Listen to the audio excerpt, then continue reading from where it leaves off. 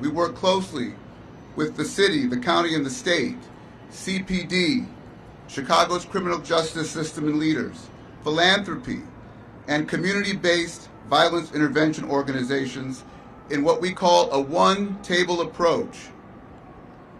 And as many of the previous speakers have mentioned, we are making incredible progress on reducing gun violence in our city, even though we have a ways to go. That said, we do believe there is a critical role for federal support that could benefit our city. And we would welcome those to help us be true partners from the federal government in this work. But to be helpful, it needs to be coordinated and integrated with our one-table approach efforts on the ground, not isolated and militarized from afar. For example, if the Trump administration wants to help, it can start by restoring funding for community violence intervention organizations working in our community. You can work with our law enforcement professionals to stop the flow of illegal guns across state lines into Chicago.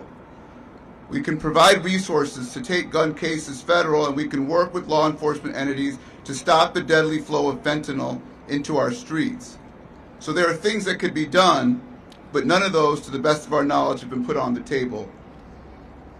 We have made progress through these coordinated, cross-sectoral efforts of the state, city, county, business, philanthropic, and civic leaders, and community-based violence intervention groups, and most importantly, law enforcement, local law enforcement.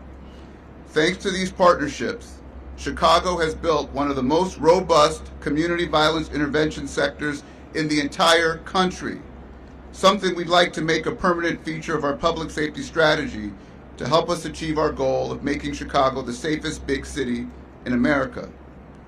The federal government should look to engage with stakeholders to assess where help is truly needed, instead of cutting funding to this critical work or taking unilateral action that is missing local context.